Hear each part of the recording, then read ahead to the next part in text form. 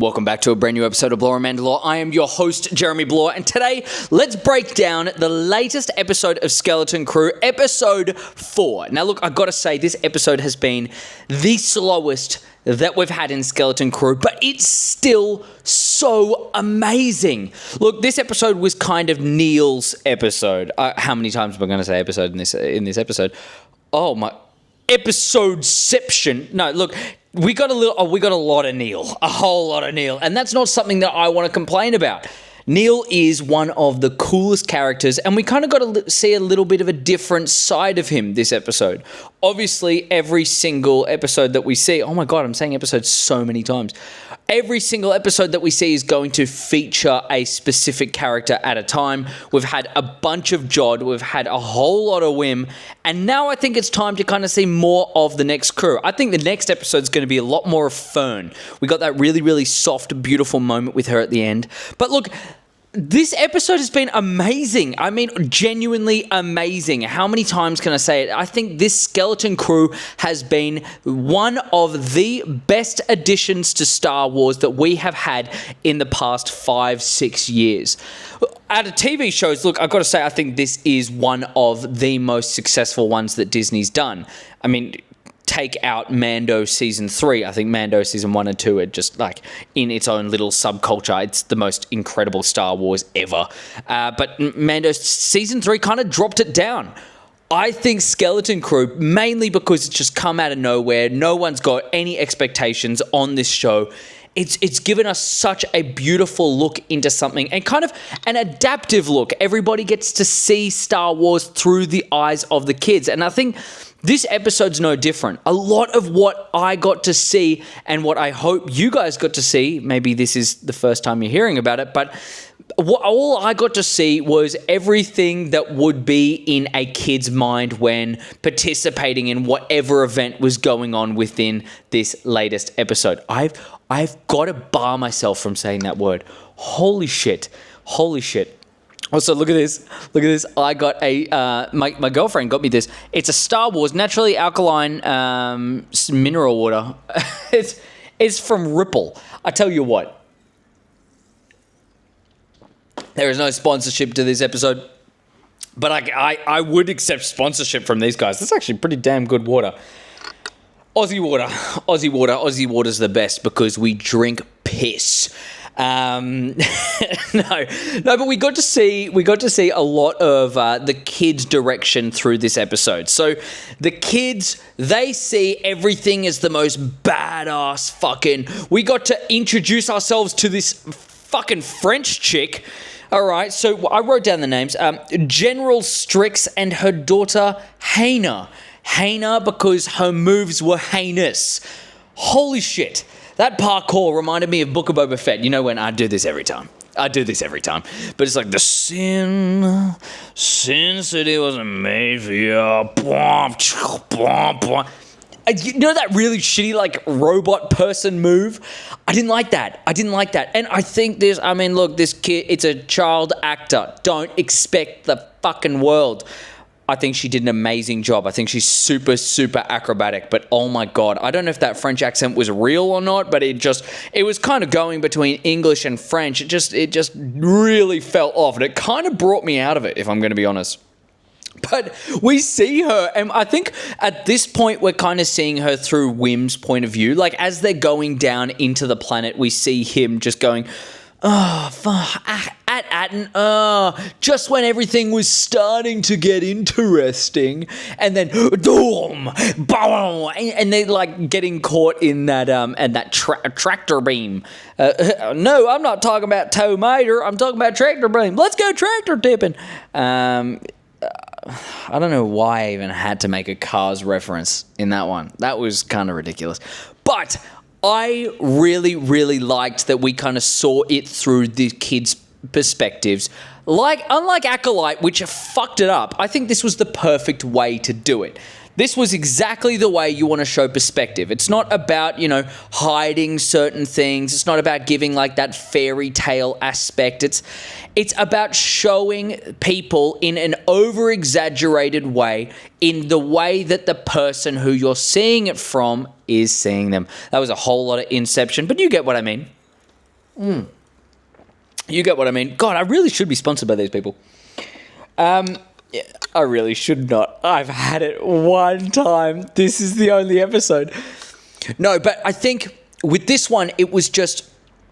I think Hayna is a really cool character. It's an introduction to what I thought Fern could have been. It was Fern's opposite. It made her feel like, well, maybe I'm not this adventurous and really cool, exciting person like I thought I was. Hayna is that badass that skips school. Well, I mean, that would skip school and she does flips around places. Like, she slides on the ground when she doesn't need to slide on the ground. Kind of a cool move, kind of a badass move. Like, if I could slide on the ground like that, if I could do parkour like that little French lady, I would do parkour like that French lady. Oh, I just got to jump onto the couch. Whoa, parkour. That was an Office reference for anyone who hasn't seen it. I think it was really cool for so many other people. Wim gets to see the leader that he wanted to be. Fern gets to see the character that she was trying to be, and I think ultimately failing to be, which is a little bit interesting. I don't know if that's necessarily put in there for a reason.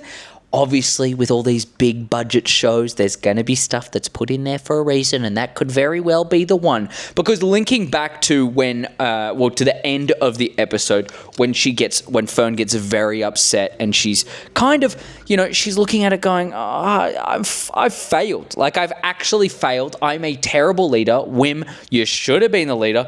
Wim's out there going, no, you're so good.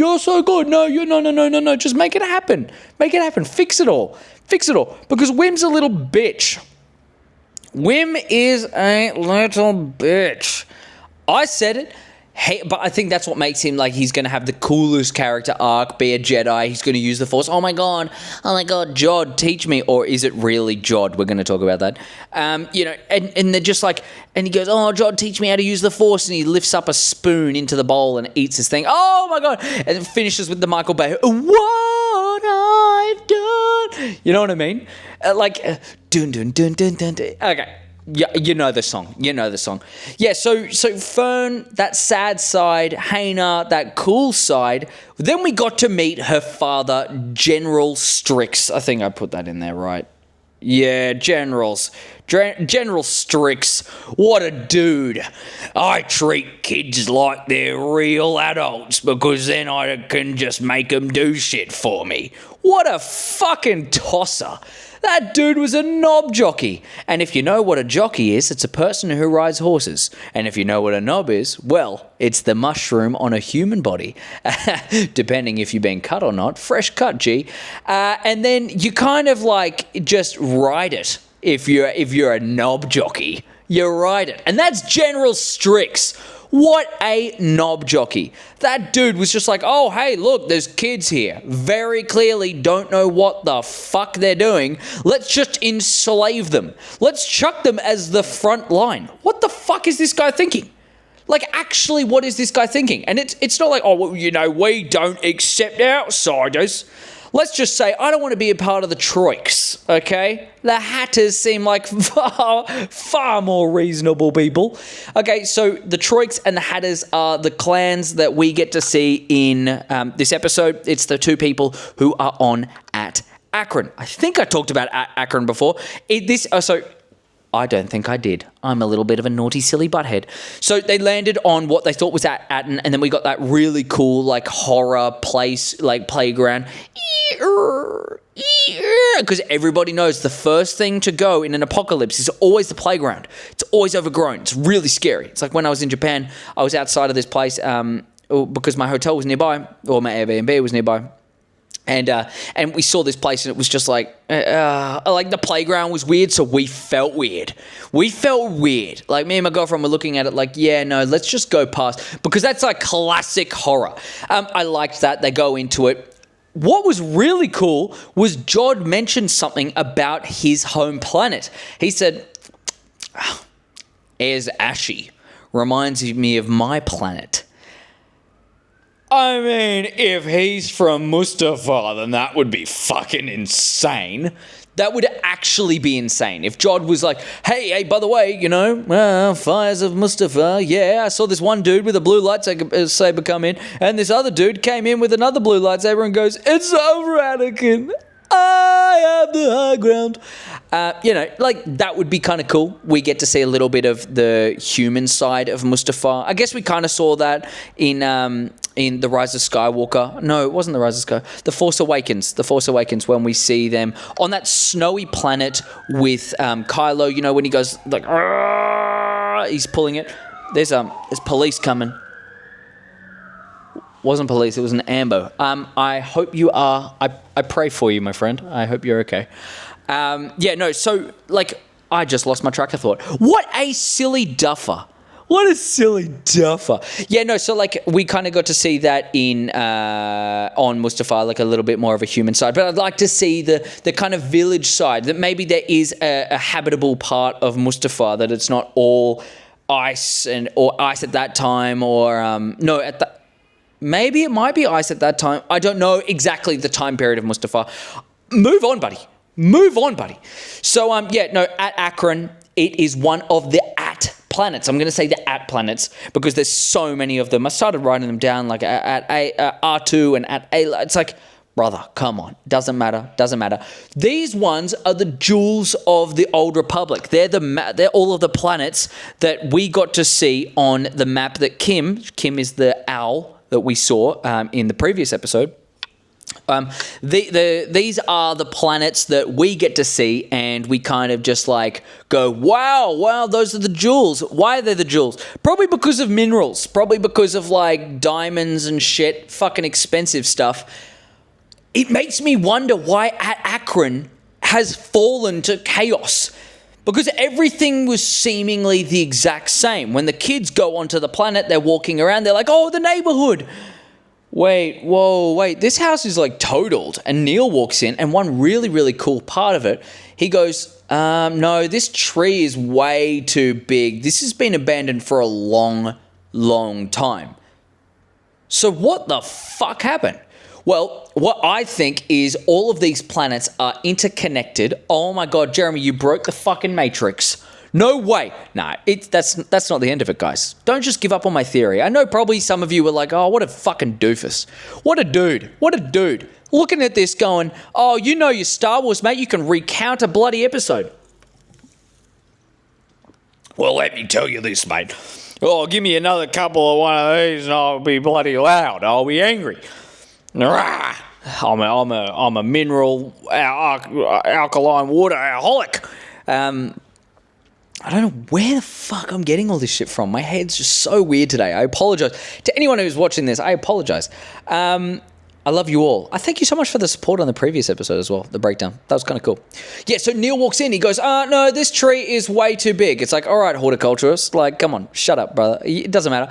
But what it means is all of the houses are the exact same.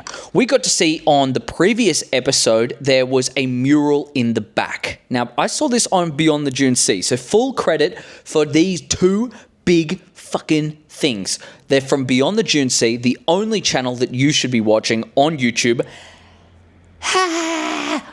Except for Blore and Mandalore and Star Wars Sith 66 and Will of the Force and Star Wars Nerd 00 or Tales from Peridia, either one. That's kind of like his two different accounts there. Darth Christensen 17. I love you all. You should be watching all of them. But the race side, amazing. CT Jesse.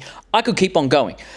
So I got these two from Beyond the Dune Sea, but basically, they saw the mural at the back. Now, I talked about this in my episode saying how I really liked the callback to Rebels, but it was so much deeper than that. I always make a mistake of not going into it too much. I just watch it and then I want to talk about it. I don't give myself like enough research time. These guys are just genie bars. Like if you go into Apple and you go, oh, can I go to the genie bar? They're there. They're there. I don't think they're Apple users. Except I think Seth is, because I saw him on Star Wars Time Show, and he had the filtered background, like he had the blurred out background, and I'm pretty sure that was a FaceTime thing. Doesn't matter. Again, doesn't matter. So yeah, basically what they were saying is all of the species that are on there, it's because those are the species that we see in Skeleton Crew. On At-Aton, there are only certain species. So when they went to Port Borgo and they go, hey, whoa, there's aliens. They said exactly like that as well. Then we go, oh, wait, whoa, naughty town. What the fuck happened here? You're an alien, Neil, buddy. Yeah, and I love when he was walking through all the ash and smoke. He's like, oh, it's clogging my truck. Free. That was my Neil sound. Yeah, that was stupid. But yeah, no. So we get to see that all of these planets are the same. Every single house has this mural. It's all of the same species. So what is going on here? No one looked at Neil like he was any different as well. So I think they've seen his species. I think maybe these ones are the ones on the specific planet, but I think at one point they were all connected, every single one of these planets, under the guise of the one ruler being the supervisor. Now, I don't think this is leading to Palpatine as much as we all are expecting. I think this is kind of outside of the Skywalker saga. This is the reason why we're seeing it through the kids' lenses, not seeing it through some amazing Jedi who was mentioned before. This is a different story. The big villains are the pirates. The amazing mystery is with the Old Republic. I wonder who the supervisor is. Is it someone who has been sentient for all time? For all time, they've been sitting back there and they've been plotting and creating these planets. But one by one, they've drained every single one of the minerals. That is why they've got all of these analysts. All of the parents of the kids are analysts. It would make the most amount of sense if it was a mining company, like a big mining company that was searching for earthly mirror. Am I dumb? Earthly minerals. I'm so sorry about that. I have no idea what the fuck I'm on about half the time. So basically it could be, the supervising of a mining thing for all these minerals. They've used all of the minerals up from every single one of the planets, and then At-Aton is the last one. It's why it's the treasured one. It's got all of the, it could be the gold. That's why we have fully gold Republic credit, like old Republic credits, why they're so valuable. I did like how that was the input by the directors in this one. Like, they gave us all of the ideas of like this old Republic. It's not the fucking Republic that was lost. I think all the time we're thinking about it like the sequels, when they're like, oh, the days of the old Republic, but they meant the Grand Republic that Yoda was the king of. You know what I mean? It's like, I like that they're sticking to this one. So it could be, who knows? It could be a Jedi. It could be a Jedi. It's fucking definitely not. I mean more like a Force user, someone who has held it all together. It could be a droid. Now, this was one of the second theory that I was going to talk about from Beyond the Dune Sea. I think something that really, the moment that they put this out into the world, it has echoed across the Star Wars community. They are pillars of this community. I love them so much. Please, everybody, put in that comment section to get Blora Mandalore on the show. Please. We've been in conversations. No, but basically their theory was, if you guys have seen Guardians of the Galaxy, then you would know the supervisor, right? Guardians of the Galaxy 3, we get the supervisor or the Grand Architect, whatever the fuck he's called. He's the dude that basically did all of the renovations on Rocket. I just wanted to have an R word. Not the R word you're thinking. Renovations on Rocket. It's where he did all of those experiments. He took a raccoon and then he turned it into like the most insanely smart cyborg raccoon that can rocket raccoon now. And gave him a lover. That was kind of hot. His lover was an otter. And I mean, personally, I was slightly turned on. I was. I saw sleek fur, water resistant. Man, That is beautiful creature. Beautiful guy. Otters, if you guys have seen the Ewan McGregor thing. So the supervisor, basically, he creates worlds and he wants to create this perfect symbiotic living of, the most perfectly planned out life where everybody lives pretty much the exact same way. They've all got the exact same house, the exact same car. It's the perfect living. Now, obviously, we know that's not perfect. It's about the intricacies in your life, what makes someone special. I could go deep into that one, but I won't. So it could be something like this. Maybe they're looking at this from a supervisor perspective. It could be something like, oh, well, we're going to create the most powerful union in all of the world. If that was a German or a Gru. I mean, Gru is kind of a shitty German accent, but doesn't matter. All of the houses are the exact same. It's all categorized by the exact same fucking architecture. Every single person is living the exact same life. So where does this leave our kids? Look, in the episode, it was kind of a little bit of a here, there adventure of the week. It was an interesting episode where we learnt a lot about the characters and it was necessary for the plot. But it wasn't something that they dive into too much. What I do like is at the end, we get to see SM33. So, SM33, what a dude. I love SM33. I think he's a really, really cool droid. I want to see more of him. I love that guy so much. I think he's such an interesting character to add in. Like, droids in Star Wars are just inherently the DNA. I talk about the DNA a lot, mainly because Beyond the Dune Sea talks about the DNA a lot. But droids are just Star Wars DNA. There's no doubt about it. No doubt in my mind that they are the most integral part of any story. So if you can do a droid right, it can make or break your story. And this one is no different. SM33 is, he has admitted to the gang that he was the one who destroyed the coordinates in the Fallen Sanctum. Now, the Fallen Sanctum is basically the supervisor's office on At-Aton. Really interesting to see what this building has become. Now, we haven't seen what it looked like on At-Aton, but when we got to see the top of it, it looked really, really similar to that of like an observatory. Something that would come down and you'd be able to see out. I would like the idea of that. I would like, unlimited knowledge on At-Aton in this supervisor's office. I think we know how to get there now. We've seen the disheveled version of what it was. Now we've seen the Fallen Sanctum, then we see the supervisor's office, or it could be. I do want to say, though, the droid as the supervisor, I don't think it's going to be that case anymore, mainly because the statue that we got to see, the headless statue that Hayner shot at, it was very much of a human, like a humanoid creature, arms, legs, the whole kit and caboodle. The third leg in between it. Don't let me touch it. Don't let me touch it. Don't.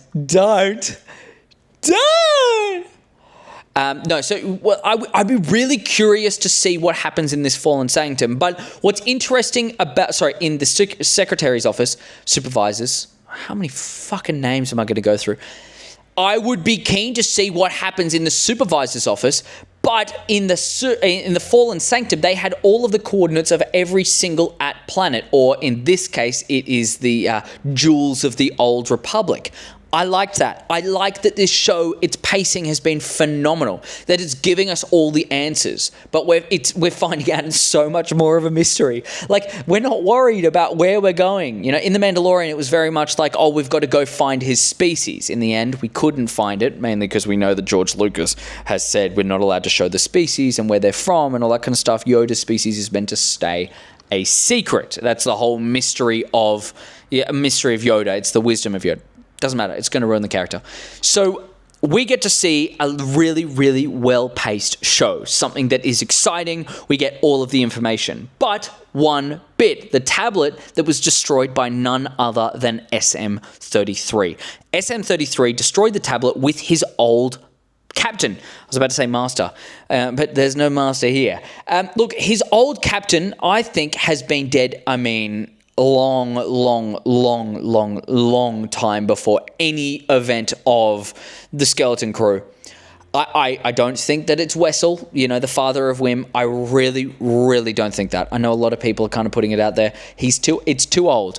But it's really interesting to see that the programming is still in SM33. So where does his allegiance lie? It's obviously not with Fern, because Fern's like, hey, I'm your captain, tell me. And he goes, hey, I'll listen to you.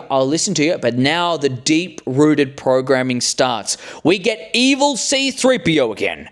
Evil C-3PO, he came back in Smee's body, and he is attacking the kids. Like, he was, I'll tear 'em limb from limb. I'll destroy anyone who's searching for the treasure. Scary. Really, really scary. I love that after the whole progress of this episode, which was, finding courage for Neil, we get to see Neil stand up for his crew. Now, obviously, it was stupid. It's like, brother, you throw a rock and then you just freeze. You freeze. But I love him. He's a little cutie. I love him so much. I want a Neil action figure. But yeah, no, so we get to see Neil stand up, be strong. Smee is, or I say Smee, SM33, it's based off Smee, Peter Pan. But SM33, he's basically, he's turned off by Jod, who I think is, obviously Jod is not Jod. Beyond the Dune Sea talked about this in their previous episode, but I think it's such a good theory. Like Crimson Jack, Jod Nana Wood, you've got Captain Silvo, 3 identities. Why is he going to tell the kids the real identity? Like, come on. He's obviously got he's got an ulterior motive. He wants the treasure. When he found the credits, he used them and he paid them off to get the Eopes. Smart guy, really smart dude, resourceful. Han Solo, or like I was saying, Indiana Jones with the Force. I really like that. I really liked a lot. But what's really interesting is where is this going to end up for SM33? I think he's still going to be a part of the crew, like part of the ship, part of the crew, part of the ship. That was a Davy Jones Pirates of the Caribbean reference. But yeah, no, like I hope to see potentially he gets reprogrammed.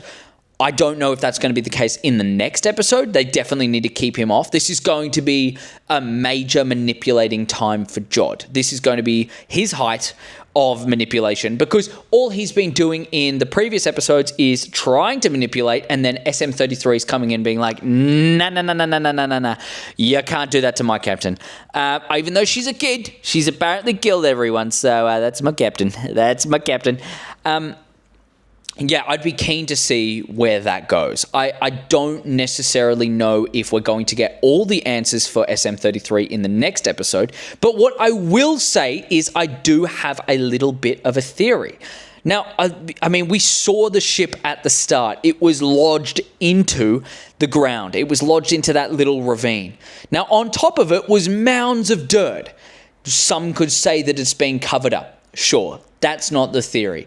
They have been around for hundreds and hundreds, if not thousands of years, locked in this bloody ship for that long. Because the tree roots were on it. All these trees are built on top. Now, yes, okay, sure, they would have found the ship before, like the droids would have found, and they would have just like shoved a little bit more dirt. No one's going to find it. It's a restricted area. No one's going to go there anyway. They're all under strict rule, so don't even stress about it. But I want to see at what point SM33 was on.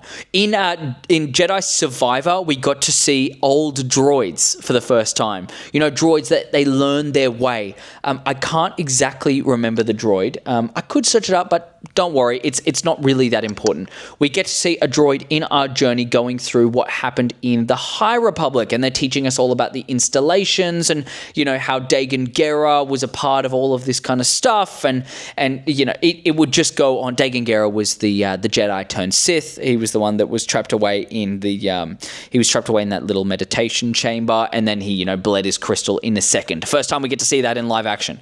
Really, really liked that. So I would hope to see maybe we can learn about the Old Republic more through the eyes of SM33. What the hell happened? How did his crew get there? What happened to his crew? Obviously, there was a mutiny. Someone took over. I think a lot more people know of things before any of this happened. I think Wim's dad definitely knew about it. It's the reason why he was so worried, and the reason why he's got a little bit of a different look on his face. He knows exactly why these kids are in so much danger. But I don't think he was the captain. I don't think he was a part of that crew at all. He might be a descendant. He might be a descendant of a crew member, maybe of the crew leader, but he is not. He is absolutely not the captain.